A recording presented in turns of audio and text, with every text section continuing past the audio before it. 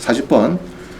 그 다음에 이제, 관악구 신림동에 지금 11월 7일에 64% 떨어진 이게 걸린 상가고 빌라가 막 나왔어요. 지금 이거 움직여 있습니다. 움직여 있는데, 그래서 한번 봅니다. 20에 3605.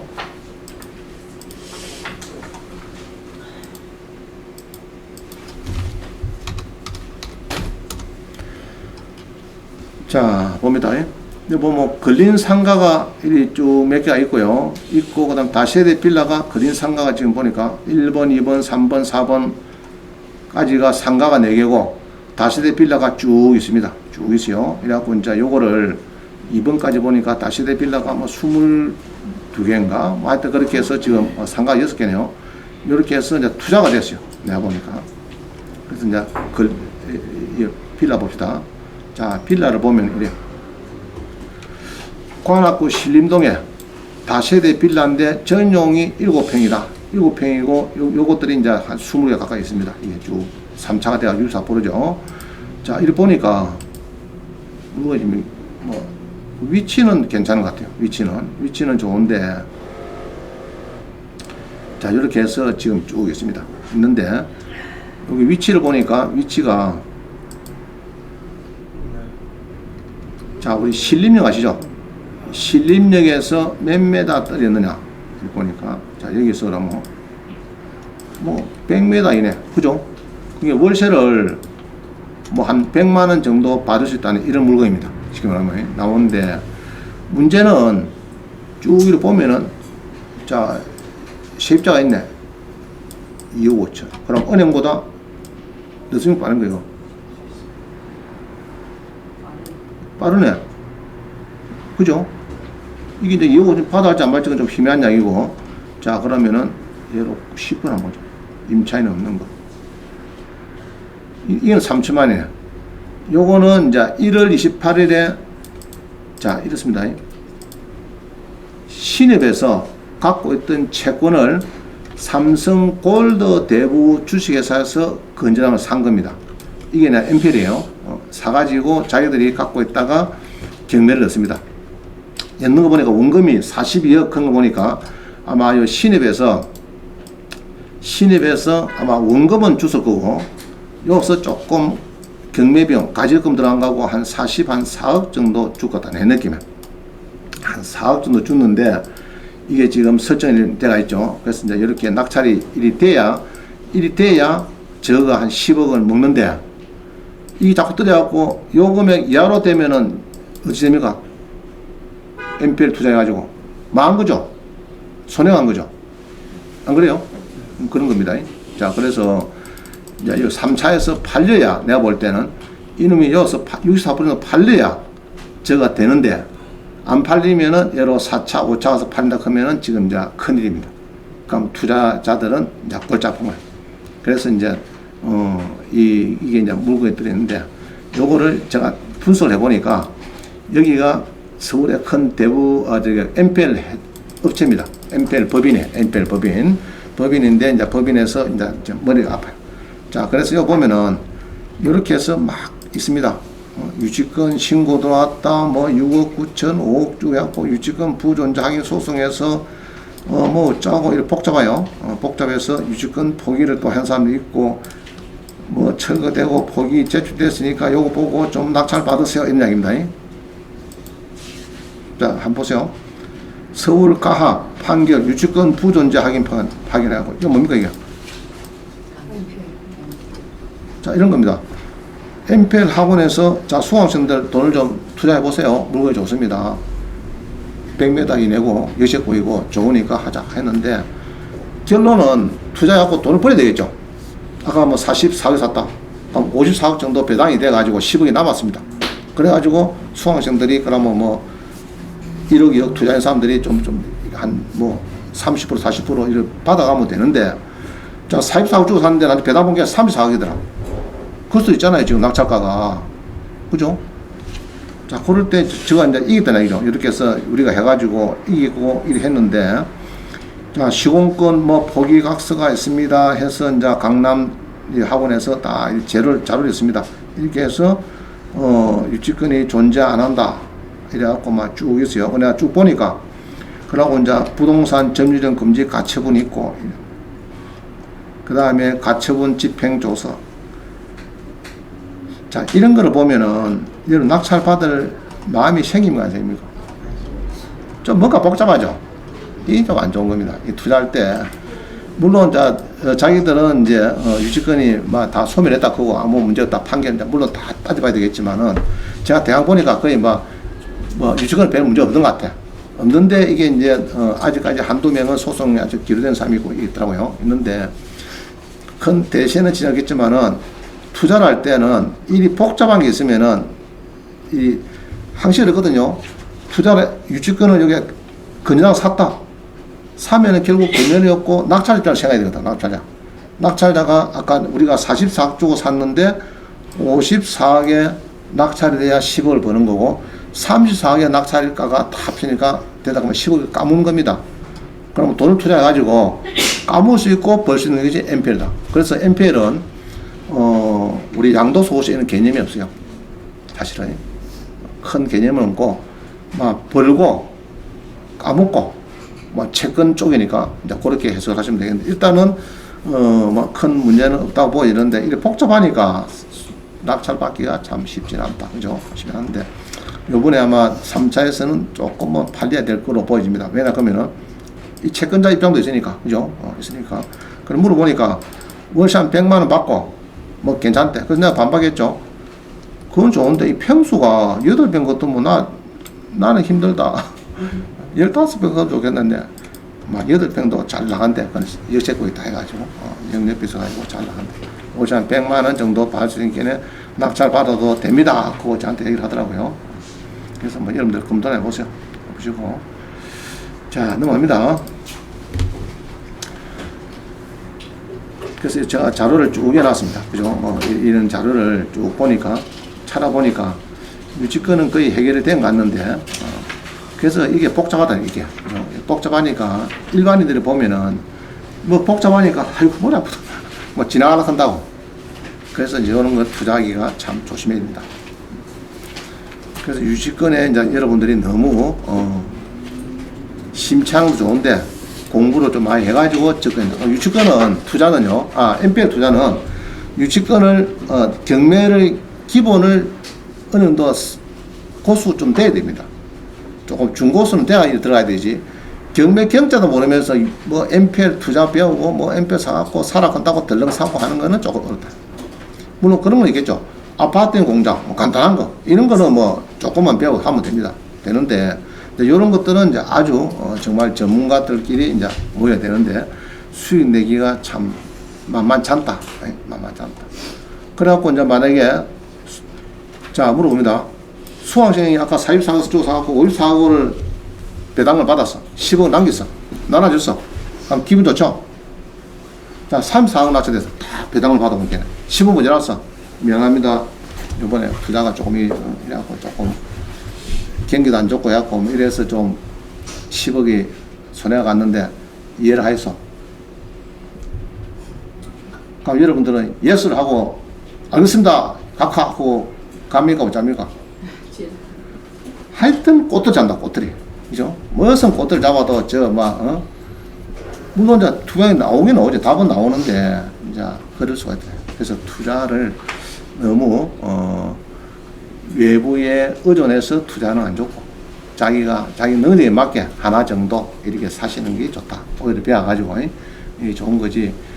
모르니까, NPL 저도 만들면 되죠. 자, NPL 투자하자. 하면 몇십만 오겠죠. 자, 우리가 살아서 하자 하면 하는데, 그게 마음대로 쉽지 않다. 이 경기가 올라갈 때도 좋아요. 올라갈 때는. 지금은 잘 올라갈까, 잘 내려갈까. 이 쉽지 않단 말이야, 지금은. 그때는, 낙찰받을 때는 오른다 보고 했는데 지금 경기가 끄거져 있잖아, 지금. 다시 빌려도 보고. 그래서 이제 적기가 오를 때는 적당하게 낙찰받아도 알아서 올라가니까 팔 때 괜찮은데 적당히 사놨는데 자꾸 떨어지는 하락기에 사면은 이게 좀 문제십니다.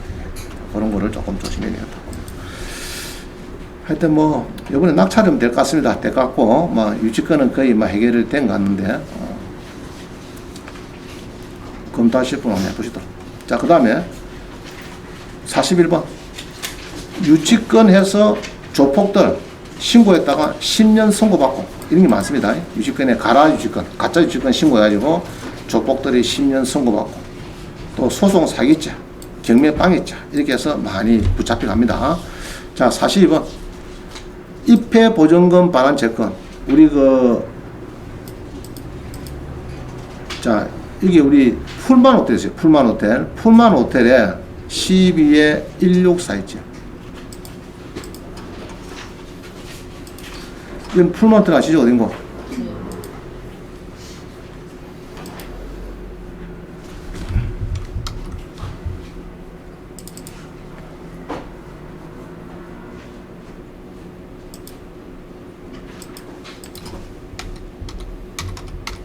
자, 한번 봅니다. 한 풀마들에 경매 들어갔어요. 이게 경매 들어가고 이게 한번 난리가 났습니다. 자, 요 저기 대운동 가면은 요 아시죠? 요 풀마트 아시죠? 아주 창원에 그도 뭐 제일 A급이죠. 최고 뭐 호텔입니다. 최고 1급 호텔인데 아주 뭐 좋죠. 좋은데 자, 1차가 금액이 얼마입니까 이거? 감정 가격이 105억이가 1056억이가 1056억. 낙찰가는 711억. 한림건설. 그죠? 자, 이 돈 빌린 회사는 누구냐? 돈 빌린 회사는 누구냐? 쭉 있죠? 뭐, 이런 거 있고. 회사는 누가 많이 빌린 누가? 자, 한림토건하고 쭉 나오네요. 자, 저한테 온 사람은 여기입니다. 낙찰은 여기서 받았고, 여기 현대건설에서 저한테 왔었어요. 이게 204억 건재단을 갖고 있는, 저가 고차보다는 이야기죠. 이렇게 해서 경매가 들어가고, 경매를 넣었는데, 낙찰이 잘 안 된다. 근데 그 중에서 중요한 건 요겁니다. 여기 보면은, 여기 있네요. 체육시설 설치 이용 법률에 따라서 매수인에게 인수되는 휘트니스 회원 380명의, 자, 이 금액 얼마입니까, 이거? 177억. 인수가 된다. 이 휘트니스 체육시설법에 보면은 설치 이용에 관한 법률을 보면 요거 옛날에 막 사라고 저한테도 오고 그랬거든요. 요 회원권 사라고 이랬습니다. 177억은 인수다, 인수. 아시겠죠? 이거는 인수입니다. 그러면 이게 낙찰가는 여기에 있는 회원들의 옛날에 돈 낸 거 요것하고 요거 플러스 177억이 된다. 오케이? 그러면 800 뭐 얼마가 뭐 되겠죠? 900억 정도 됩니다. 그래서 휘트니스 체육시설의 그 회원권은 이 법에 보면요, 거의 대부분이 인수가 돼요. 낙찰은. 그런 것들이 인용 큰 거고, 수원이나 보면 잔잔한 것도 좀 있어요. 그런 거 회원권 낙찰 받을 때, 특히 이제 보니까 뭐 체육시설, 이런 거는, 저게 해당되겠다 싶으면은 인수 금액을 숨어 있거든요. 요거 조심해야 됩니다. 아시죠?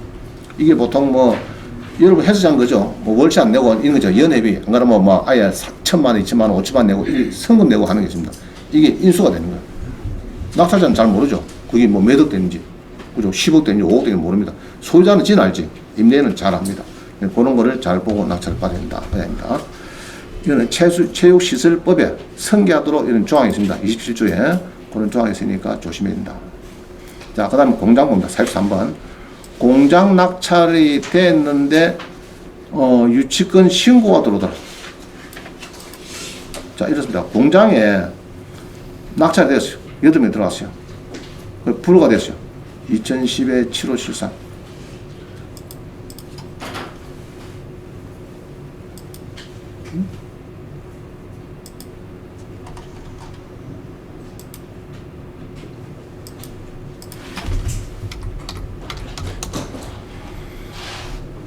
자, 봅니다. 공장이 이게 괜찮아요. 괜찮았고 진례면에 있는 공장인데 요거를 이제 어느 분이 낙찰을 받습니다. 근데 떨이 비싸. 이분은 여기 떨이 있어요. 근데 이제 낙찰이 되고 떨어져 버렸는데 8명이 들어갔어요. 근데 그 다음에 이 불허가 돼가지고 그 다음에 1명이 들어옵니다. 이 7명이 다 어떻게 또 맞는 거 모르겠는데 1명이 더 받아요. 왜냐 그러면은 왜 불허가 됐느냐. 자, 낙찰 받고 4월 24일에 낙찰 받고 뭐가 들어옵니다. 4월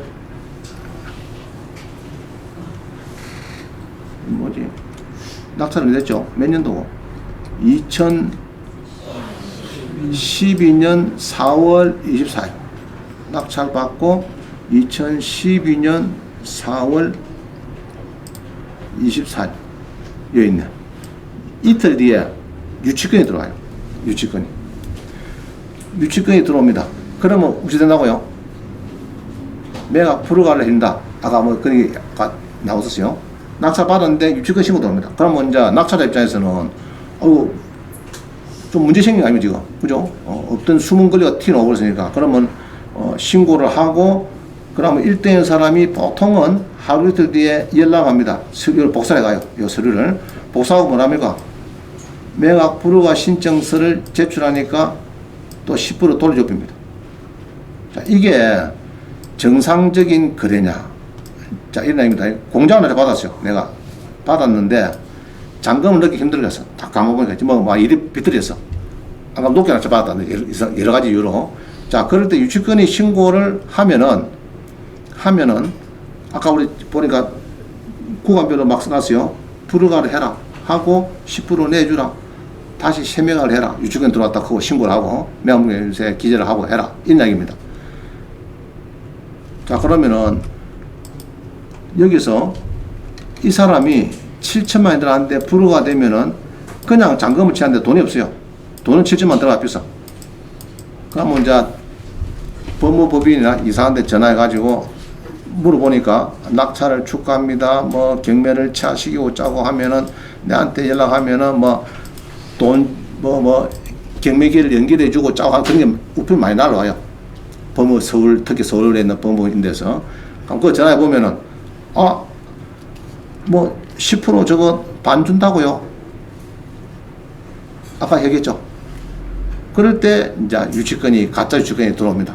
들어오고, 경매를, 이제, 불허가 시키고, 다시 또 경매를 하고, 이런 일이 벌어져요.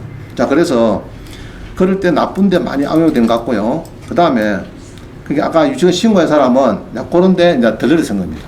쉽게 말하면. 그렇고, 그 다음에 여기에 낙찰받은 왜 한 명이냐? 그냥 가라겠어요. 당신 꼭 필요하다 공장에 들어가라. 이랬더니, 안 들어간대. 왜냐 했더니, 자, 들어가도 문제 있습니까? 없습니까? 아까 신고한 사람이 여기에 지금 해랑조합서에 나옵니까? 안 나옵니까? 지금? 안 나오죠?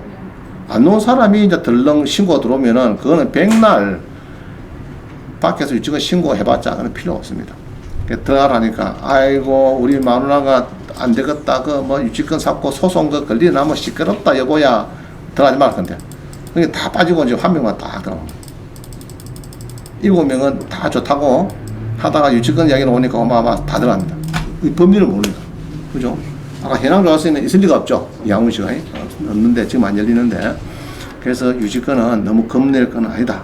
아니고, 나쁜데 악용하는 사람이 있더라. 10% 입찰 보증금 반환받을 때 가짜 유치권을 넣어가지고 그래갖고 어떻게 해가지고 10% 받아내고 나가갖고 이런 경우가 가끔 보이더라. 여러분은 그러면 된다 안 된다? 안 된다. 자, 이거 봅니다. 44번은 그래요. 요거도 낙찰이 됐는데 갑자기 낙찰 뒷날에 유치권 신고가 들어오고 매각 불허가 되고 돈 가져가고 이런 일이 벌어집니다. 이런 일이 지금 벌어지는 것이 이제 주로 10% 입찰 보증금 반환받을 때 가짜 유치권이 많이 신고되는 것 같다. 이렇게 보여집니다. 자, 그 다음 45번. 유치권을 신고할 때 서류는 어떻게 서류를 만드냐. 이런 양식입니다. 유치권 신고서 이래가지고 원래는 자, 제목이 이거죠. 유치권 신고서 이렇게 이제 신고를 합니다. 이제 법원에 내죠. 법원에다가 나 유치권이 있습니다. 알려주세요 해놓고 요렇게 해서 도급계약서였고 세금계산서였고 이랬는 거는 아주 양반이고 이런 거는 좀 그렇고요. 여기 한 장짜리 유치권 신고 있어요. 한 장짜리. 요 내용이 있습니다. 내가 공사대금 3억을 못 받는데 낙찰자가 불의에 선의에 편입지 않도록 매각무매수의 계장님 꼭 유치권 신고 3억 들었다고 기재해 주십시오. 차후 서류에 제출하겠습니다. 그래가지고 막도장 주소도 대한민국에 없는 주소 이라고 우편을 딱 날라와요. 계장한테. 그럼 계장이 째까 그걸 기록에 남길까? 매각무매수에 딱 남겨줄까? 째야 되는데 쨘다 하면 안 된다. 찢어야 되는데 찢어야 되는데 안 찢고 명함부에서에 자 유치권 환경지가 3억이 들어왔습니다. 그래서 기록해 놔버려. 이런 적은 내가 많이 봤어요. 법원 가서 기록을 해보면. 그래서 법원은 절차법이라서 이 심사 권한이 없어요. 개당이. 그러니까 막 들어온 대로 지는 서류만 만들어주면 되는 거지. 매한구 명의서에다가 유치권 3억짜리가 신고 들어왔습니다. 이러면 되는 거지. 유치권 성립한다 안 한다 이야기 필요도 없는 거예요. 막 절차법 접수만 됐다. 그러면 나쁜 놈들은 그러잖아요. 입찰 대행해달래요. 그러면 내가 들어야 되는데 사람이 많이 올 것 같아. 그럼 연막 치는 겁니다. 가짜 유치권을 시절에 신고하고. 그러나 재수 쓰면 어떻게 됩니까?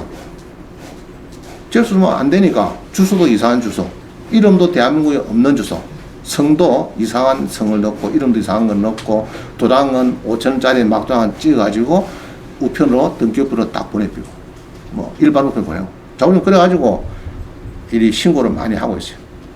그래서 가짜가 많이 된다. 자, 이 들어오면 은혜 소자입니까? 골치 아프네. 이러면서 이제 배제 신청서를 넣습니다. 그거는 짜고 해당 자세에 점유가 안 됐으니까 유치권이 정립 안 하고 됩니다. 그럼 요거 두 개를 읽어보면은 대강 감을 잡습니다. 그죠? 실제 이렇게 들어오는 경우는 아주 양반입니다. 여기다가 세금에다 넣고 내용 증명 보낸 것까지 다 넣어오는 경우는 진짜 진성이라 보면 되겠고, 그래서 일부는 100%는 아니겠지만은 가짜 유치권이 많이 들어오더라. 그러면은 은행에서 유치권 배제 신청서를 내고요.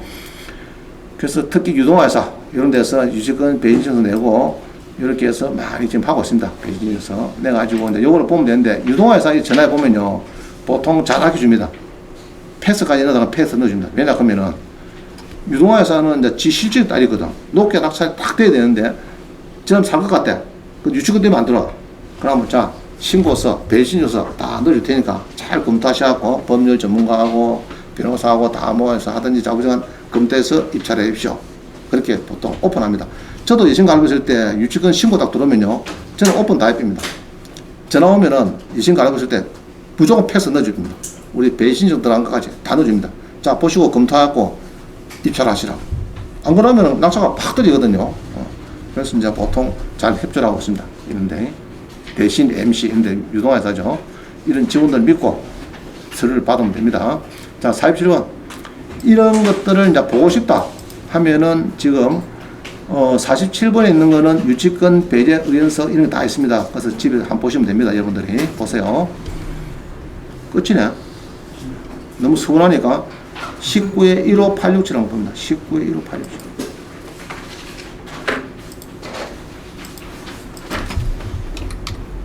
지금 있는 거 모르겠다. 하여튼 이런 걸 보시면은 여러분 감을 많이 잡아요. 이거 하나. 1번 맞죠? 2번입니까? 여기도 있네. 뭐 내용 보기 이런 거. 자, 여기 있네. 유치권 신고에 대한 배제 의견서. 유동화 회사. 있죠? 유동화 전문 유한회사. 이렇습니다. 이래가지고 이제 유치권 신고하는데 현안에도 유치권 권리가 없습니다. 짜고 원상 회복 이럴 때는 주장할 수 없습니다. 그거 이런 서류를 읽어보면은 여러분들이 유동화 회사에서 저렇게 배지를 넣는구나. 신고서 같은 거를 다 볼 수가 있다. 그런 걸 보면서 여러분들이 감을 좀 잡고 유동화 배제 신청서는 이런 기구나 보면 됩니다. 이런 거 없어요. 신고서도 보고.